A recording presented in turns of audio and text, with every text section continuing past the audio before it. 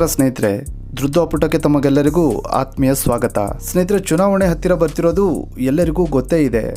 ಆದರೆ ಈ ಚುನಾವಣೆ ಮೊದಲ ಬಾರಿಗೆ ಎಲ್ಲಿ ನಡೆಯಿತು, ಯಾರು ನಡೆಸಿದ್ರು ಅನ್ನೋದು ಭಾಗಶಃ ಹಲವರಿಗೆ ಗೊತ್ತಿರಲಿಕ್ಕಿಲ್ಲ ಅನ್ಕೋತೀನಿ. ಜೊತೆಗೆ ಇಂದು ಚುನಾವಣೆಯಲ್ಲಿ ಪ್ರಾಮುಖ್ಯತೆ ಪಡೆದಿರುವ ಎ ಫಾರ್ಮ್, ಬಿ ಫಾರ್ಮ್ ಅಂದ್ರೇನು ಅನ್ನೋ ವಿಷಯನೂ ಕೂಡ ಕೆಲವರಿಗೆ ಗೊತ್ತಿರಲ್ಲ. ಆದರೆ ಇವತ್ತು ಅವೆಲ್ಲವನ್ನ ತಿಳ್ಕೊಂಬರೋಣ. ಸ್ನೇಹಿತರೆ, ದೇಶದಲ್ಲೇ ಮೊದಲ ಬಾರಿಗೆ ಚುನಾವಣೆ ನಡೆದಿದ್ದು ಎಲ್ಲಿ ಗೊತ್ತಾ? ಅದು ನಮ್ಮ ಕರ್ನಾಟಕದ ಹೆಮ್ಮೆಯ ಜಿಲ್ಲೆ ಮೈಸೂರಿನಲ್ಲಿ.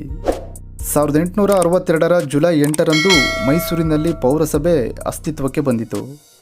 ಆಗ ರಾಜರ ಆಡಳಿತ ಇದ್ದುದರಿಂದ ಮಹಾರಾಜರೇ ಪೌರಸಭೆಗೆ ಸದಸ್ಯರನ್ನು ನೇರವಾಗಿ ನೇಮಕ ಮಾಡುತ್ತಿದ್ದರು. ಆದರೆ 20 ವರ್ಷಗಳ ನಂತರ ಅಂದರೆ 1892ರಲ್ಲಿ ಚಾಮರಾಜ ಒಡೆಯರವರು ರಾಜರಾಗಿದ್ದರು. ಆಗ ಅವರು ಪೌರಸಭೆಗೆ ಸದಸ್ಯರನ್ನು ರಾಜರು ನೇಮಕ ಮಾಡುವ ಬದಲು ಗಣ್ಯರ ಮೂಲಕ ಆಯ್ಕೆ ಮಾಡಿಸಿದರೆ ಹೇಗೆ ಎಂಬ ಯೋಚನೆ ಅವರಿಗೆ ಬಂದಿತು. ಈ ವಿಚಾರದಿಂದಲೇ ಮೈಸೂರಿನಲ್ಲಿ ಮೊದಲ ಚುನಾವಣೆಗೆ ವೇದಿಕೆ ಸಿದ್ಧವಾಯಿತು ಅಂತ ಹೇಳಬಹುದು. ಸ್ನೇಹಿತರೆ, ಮೈಸೂರನ್ನು ಲಷ್ಕರ್, ಮಂಡಿ, ದೇವರಾಜ, ಚಾಮರಾಜ, ಕೃಷ್ಣರಾಜ, ಪೋರ್ಟ್ ಮತ್ತು ನಜರಾಬಾದ್ ಎಂಬ 7 ಮೊಹಲ್ಲಗಳನ್ನಾಗಿ ವಿಂಗಡಿಸಲಾಯಿತು. ಇವುಗಳಿಗೆ ವಕೀಲರು, ಸರ್ಕಾರಿ ನೌಕರರು, ಪಟೇಲರು, ಶಾನುಭೋಗರು, ಪದವೀಧರರು ಸೇರಿದಂತೆ ಸುಮಾರು 250 ಜನ ಗಣ್ಯರು ಮಾತ್ರ ಮತದಾರರಾಗಿದ್ದರು. 30 ಅಭ್ಯರ್ಥಿಗಳು ಕಣಕ್ಕಿಳಿದಿದ್ದರು. ಅವರಲ್ಲಿ 20 ಜನರನ್ನು ಮಾತ್ರ ಆಯ್ಕೆ ಮಾಡಲಾಗಿತ್ತು. 1892ರ ಸೆಪ್ಟೆಂಬರ್ನಲ್ಲಿ ಚುನಾವಣೆ ನಡೆಯಿತು. ಆ ಚುನಾಯಿತ ಪೌರಸಭೆಯ ಅವಧಿ 3 ವರ್ಷಗಳು ತನಕ ಮಾತ್ರ ಸೀಮಿತವಾಗಿತ್ತು. ಸ್ನೇಹಿತರೆ, ಇಂದಿನ ಚುನಾವಣೆಯ ಬಗ್ಗೆ ತಮಗೆಲ್ಲರಿಗೂ ಗೊತ್ತೇ ಇರುತ್ತೆ.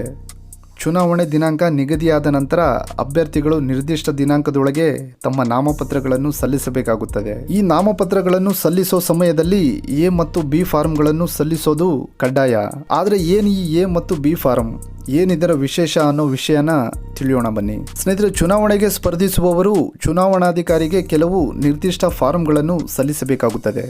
ಅದರಲ್ಲಿ ಕಡ್ಡಾಯವಾಗಿ ಸಲ್ಲಿಸಬೇಕಾದ ಎ ಮತ್ತು ಬಿ ಫಾರ್ಮ್ಗಳಿಗೆ ಹೆಚ್ಚು ಪ್ರಾಮುಖ್ಯತೆ ಇದೆ. ಮಾನ್ಯತೆ ಪಡೆದ ರಾಷ್ಟ್ರೀಯ ಅಥವಾ ಪ್ರಾದೇಶಿಕ ಪಕ್ಷ ಆಯ್ಕೆ ಮಾಡಿದ ಅಭ್ಯರ್ಥಿಗಳ ಹೆಸರುಗಳನ್ನು ಫಾರಂ ಎ ಒಳಗೊಂಡಿರುತ್ತದೆ. ಅದಕ್ಕೆ ಆಯಾ ಪಕ್ಷದ ಅಧ್ಯಕ್ಷರು ಅಥವಾ ಕಾರ್ಯದರ್ಶಿಯ ಸಹಿ ಮತ್ತು ಸೀಲು ಇರುವುದು ಕಡ್ಡಾಯ. ಟಿಕೆಟ್ ಹಂಚುವ ಕಾರ್ಯವನ್ನು ಯಾರಿಗೆ ವಹಿಸಲಾಗಿದೆ ಎಂಬ ಮಾಹಿತಿಯು ಫಾರಂ ಎ ನಲ್ಲಿ ಇರುತ್ತದೆ. ಇನ್ನು ಫಾರಂ ಬಿ ಯಲ್ಲಿ ಈ ಕ್ಷೇತ್ರಕ್ಕೆ ಈ ವ್ಯಕ್ತಿಯನ್ನು ಅಭ್ಯರ್ಥಿಯನ್ನಾಗಿ ಆಯ್ಕೆ ಮಾಡಿದ್ದು ಅವರಿಗೆ ನಮ್ಮ ಪಕ್ಷದ ಚಿಹ್ನೆಯನ್ನು ನೀಡಬೇಕು ಎಂದು ಪಕ್ಷದ ಅಧ್ಯಕ್ಷರು ಅಥವಾ ಕಾರ್ಯದರ್ಶಿಯು ಚುನಾವಣಾಧಿಕಾರಿಗೆ ಮಾಹಿತಿ ನೀಡುವ ಅಂಶ ಇರುತ್ತದೆ.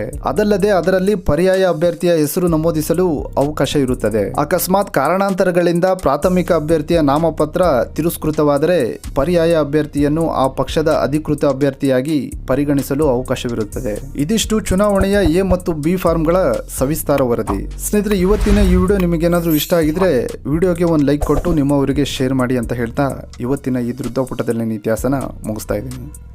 ಸಿಗೋಣ ಮತ್ತೊಂದು ವಿಶೇಷ ಹಾಗೂ ವಿಭಿನ್ನ ಇತಿಹಾಸದೊಂದಿಗೆ. ಅಲ್ಲಿವರೆಗೂ ನಮಸ್ಕಾರ.